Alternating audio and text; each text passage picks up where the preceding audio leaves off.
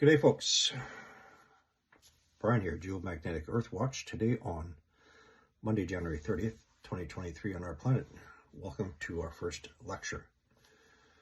For one time only, I will call it Pole Shift 101, a brief explanation between the difference of geomagnetic excursions and pole shift.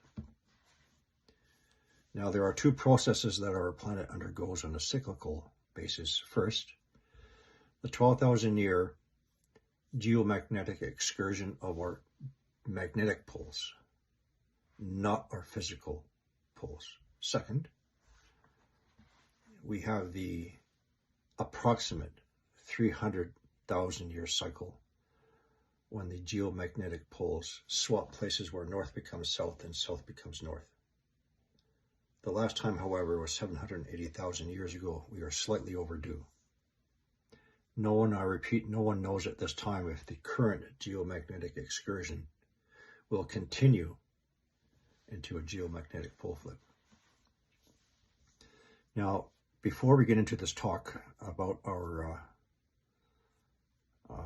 geomagnetic excursion, we need to understand that our geomagnetic field, or our protective magnetosphere, envelops and protects our planet from harmful space radiation we call cosmic rays or cosmic radiation. And cosmic rays are essentially highly charged particles, mostly of protons and some electrons, which are very harmful to both humans and our planet.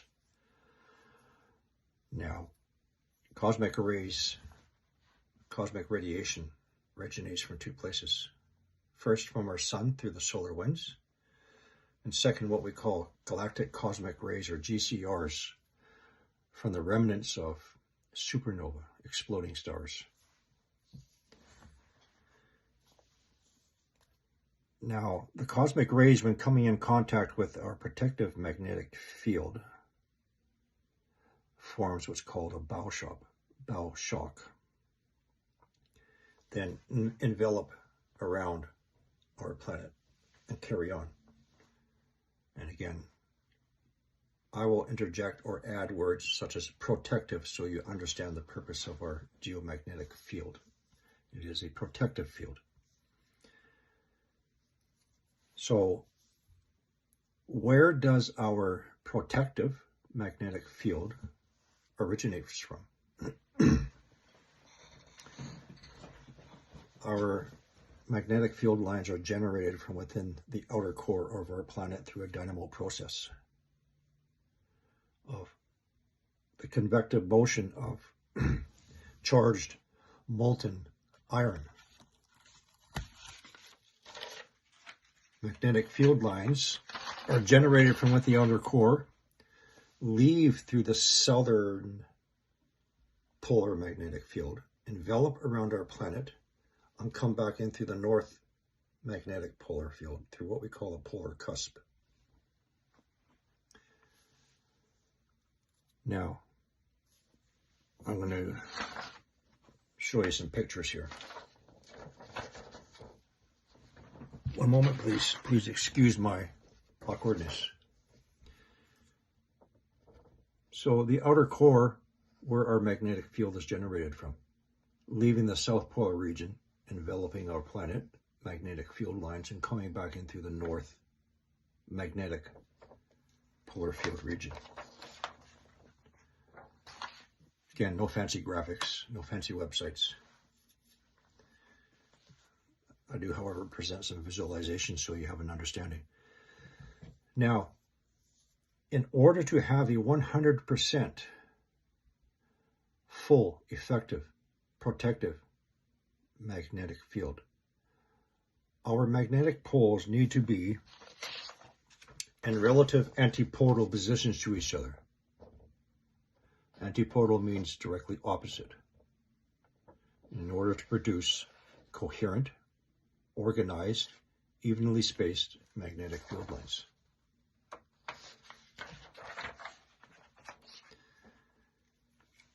Now,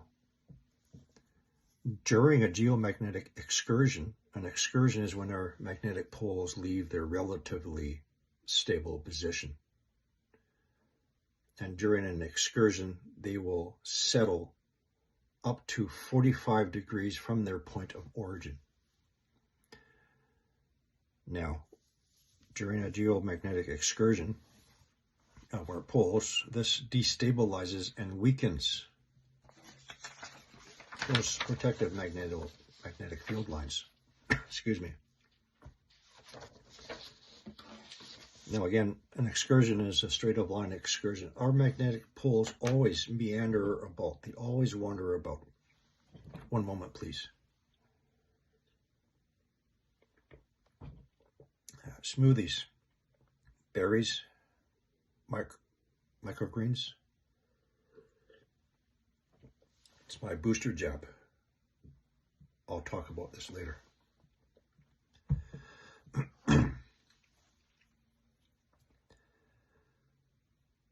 Now again, every once in a while our magnetic poles will wander around. So this is more a magnetic north. Its last stable position was in Nunavut, Canada, until 1903, at which time it started a straight-up line excursion point of travel, heading towards Siberia. It has already left geographical Santa Claus North Pole. I'll get back to this in a minute. Now,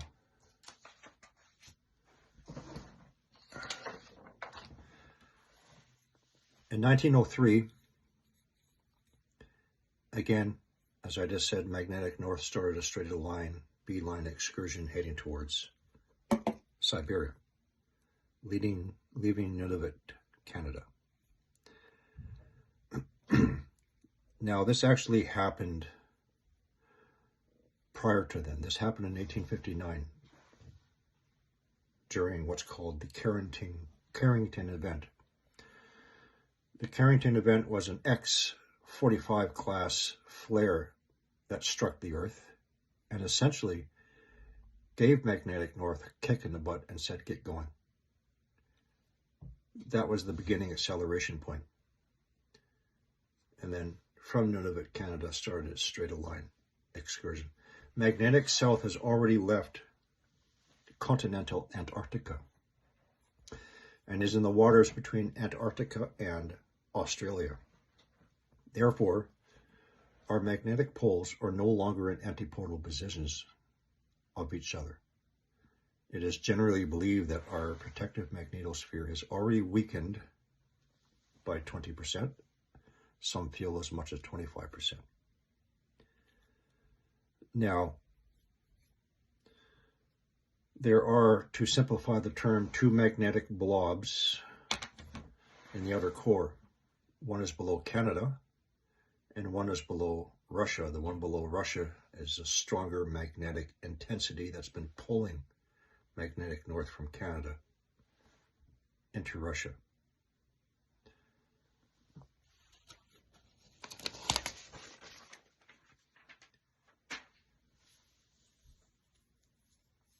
Now, again, as stated with the magnetic excursion, an excursion only, they will travel to no further than a point 45 degrees from their point of origin. 45 degrees from Nunavut, Canada is Siberia. 45 degrees from Antarctica will be the Indian Ocean off of Indonesia. During an excursion, we can have multiple magnetic poles. We can have 4, 6, or 8, further wreaking havoc,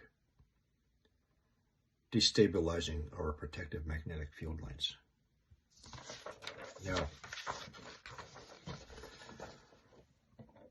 in between reversals, our magnetic fields are basically neat, stabilized, coherent, separated field lines because our magnetic poles are antipodal.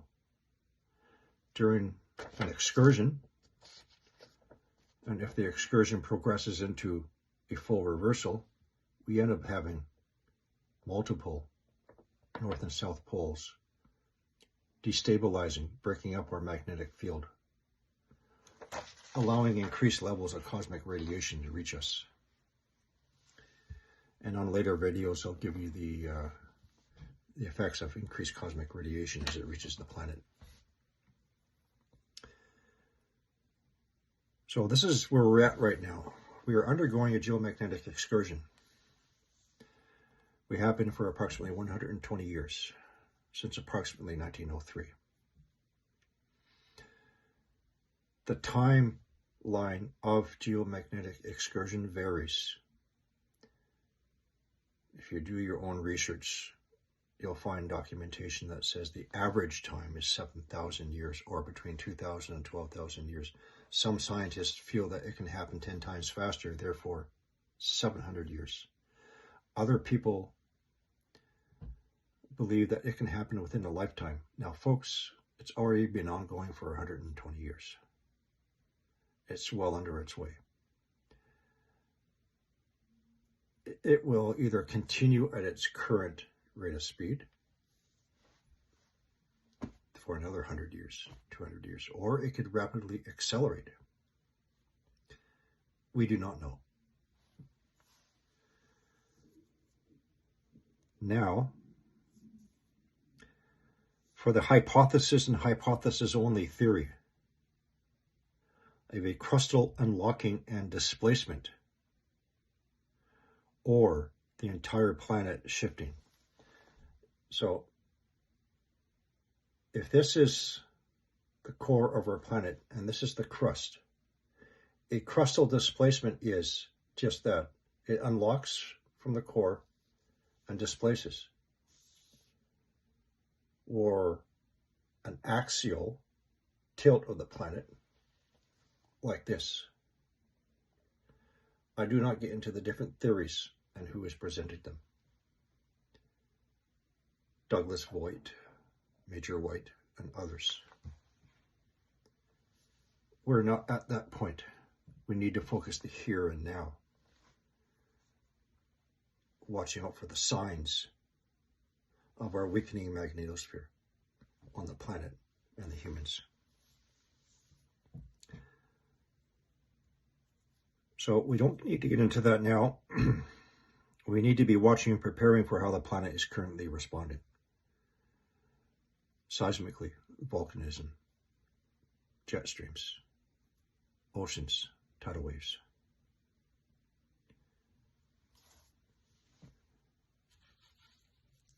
I don't have everything thoroughly memorized, so I do have a few notes here. Now, what I watch out for and report on are the signs of the changes taking place within the outer core being manifested on or just underneath Earth's crust through the lithosphere, to include earthquakes in diverse places now, as well as deep earthquakes where we normally do not have them. Deep earthquakes happen at normal locations, like, for example, below Fiji. However, they're starting to appear in other areas, like below France, for example, where we normally don't have deep earthquakes. And these are all signs of the outer core expansion, the heat being generated, pushed up underneath the crust. I'll give you other examples later. So we have a magmatic pressure and heat being exerted underneath the crust of our planet,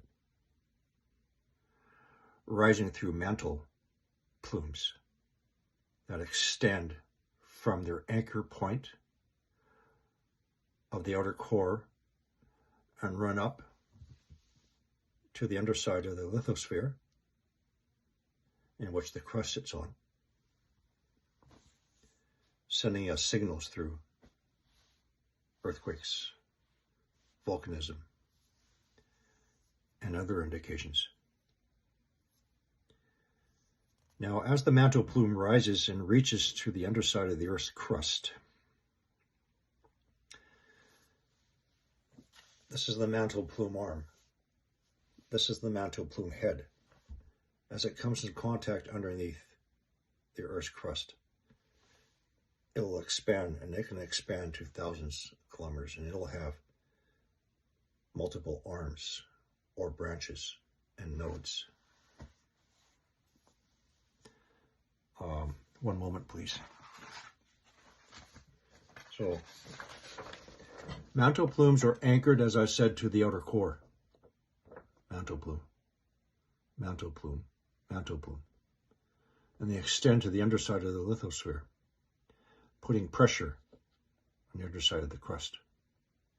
They can have multiple arms or branches. I'll cover this in more detail in subsequent videos.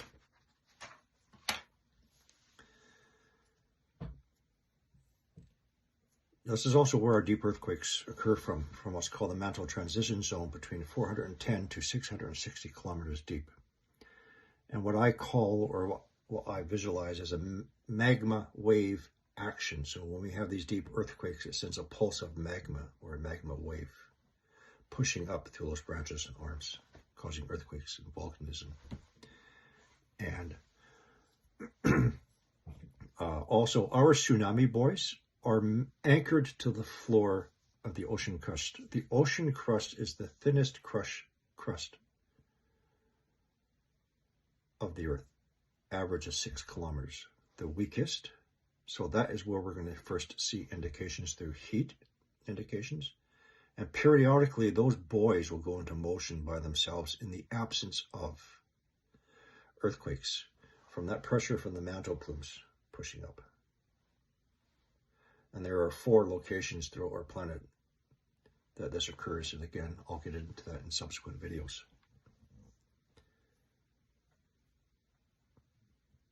So I'm going to stop here and step back and talk about the effects of cosmic radiation. Now, cosmic radiation can penetrate through our protective magnetosphere and atmosphere, and will have several adverse effects on both our planet as well as the human brain. First, earthquakes and volcanic eruptions. Those highly charged particles can penetrate the Earth's crust, and when they do, and when that reaches the silica-rich magma, causes bubble nucleation and expansion, causing that magma to ascend up through those mantle plumes. And that rise in pressure pushing up against the underside of the Earth's crust. And the response is earthquakes and volcanic eruptions. To give you another analogy, if you can imagine a pot of thick pea soup on your stove, that is the magma in the outer core. Introduce heat from cosmic rays, turn up the heat on your range, and that thick pea soup is going to start bubbling up and boil over your pot. That's the effect of cosmic rays on silica-rich magma. Now, this is going to also give me other signs to watch out for. Heat detections, as detected by a number of satellite services I use, showing up through, again, the thinnest layer of the Earth's crust, which is the ocean plates. Second, one moment.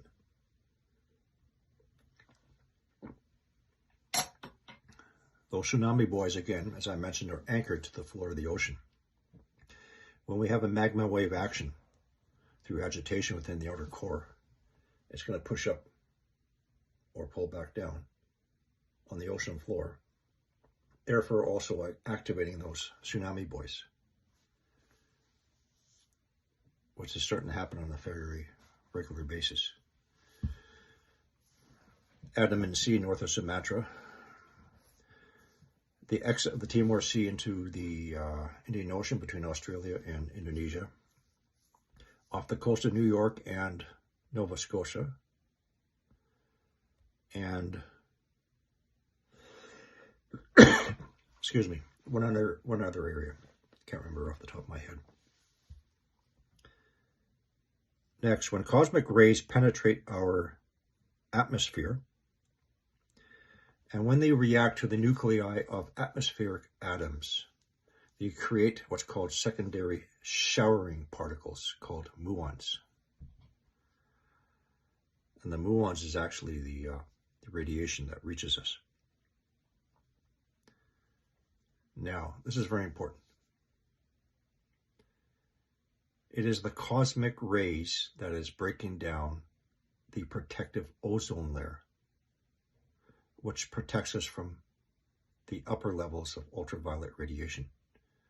UVA, skin burn, UVB, cancer, UVC, the most dangerous, is not supposed to reach us. It is now, because the cosmic rays, through the weakening magnetosphere, is breaking down the ozone, allowing higher levels of UVC to reach the Earth. And that, folks, is what's been burning our crops, as for example. Ultraviolet radiation affects both human and plant DNA.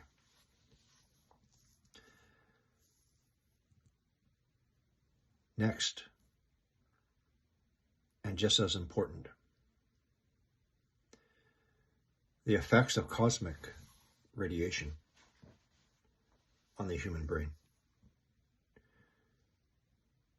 Now, the human brain operates off of electrical signals and impulses, as does the heart, as well as chemical processes. When you introduce highly charged particles, it's going to affect the human brain both neurologically and neuropsychologically, and I'll go into greater detail on another video.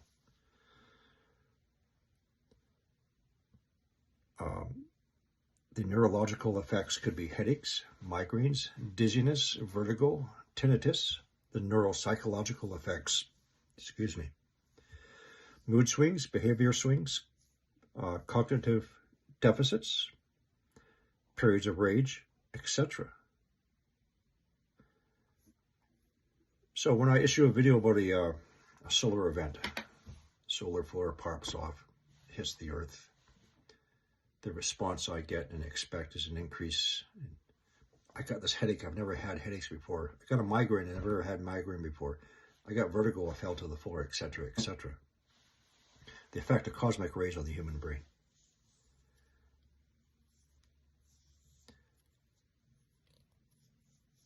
And it's also the effect on animals, affecting their navigation. We'll cover that in another video.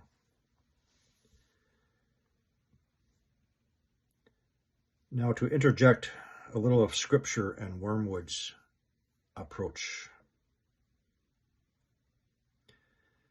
An external large planetary body would have a magnetic influence on our planet and the rest of the planets. The rest of the planets are also responding. There is an external influence affecting our planets.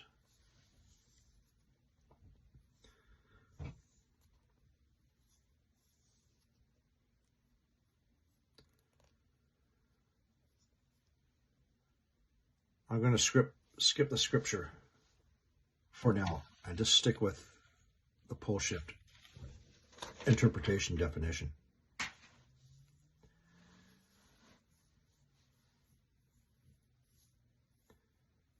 Now, about preparing. There's a particular YouTuber whose only focuses on a timeline, late 2030s, 2040s, of a micronova, and adamant that there will be a crustal displacement that will happen within one day. I don't go that far. My focus is the events, the signs and symptoms leading up to whatever may happen that's going to affect us now. Earthquakes, more volcanoes, more extreme weather events. And this is what we need to be preparing ourselves for. I don't get into crustal shift theories, where the crust is going to slip this way, this way, this way, this way, or the whole planet this way, the whole planet that way. That's a way off yet. And a law that I don't follow, because it's only based on personal belief and assumption. So again, my focus is I'm going to back up 1 minute.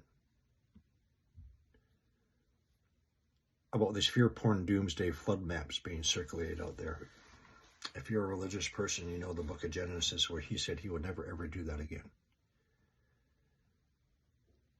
What he will do is by fire and brimstone. Acts 2, verse 19. Or thereabouts. Or volcanoes popping off. So that is going to conclude my definition of pole shift. And the difference between geomagnetic excursion and a full geomagnetic reversal of our poles. I have another video which I just recently uploaded to YouTube. I will perhaps redo it and add some things that YouTube doesn't want added on. Bring it to you here on Rumble. So the pole shift geomagnetic excursion is something surely our governments and the elite are well aware of and are preparing for. We're not in their plans, folks. So I'm going to bring you the information that I observed in the past 6 years and continue to work on every single morning, afternoon, and evening without a day off. Bringing you the signs and symptoms of how planet Earth is responding.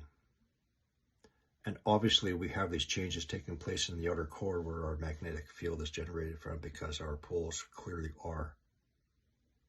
have already left their last relatively stable position, resulting in the severe destabilization and weakening of our protective magnetosphere.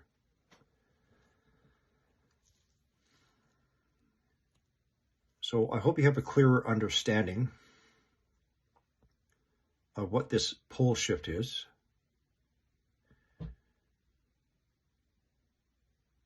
but also as I come across evidence of frauds, I present that to you so you can make a better decision who to follow, who not to follow, and to begin your preps for yourself and your family, most importantly. Because really there's no one else telling you what to look out for between now and the next few years and how you should prepare. And so aside from bringing you the earthquakes and the volcanoes popping off, I do get into such things as relocation, what you should be doing, how to grow your own food. I've been growing my own food for quite a few years under different environmental conditions, and I bring you that knowledge as well. That is it for now, folks. This is my second video here on Rumble. I hope to upload videos on a daily basis as I do on my YouTube and Facebook channels. Until then, folks, please take care of yourself.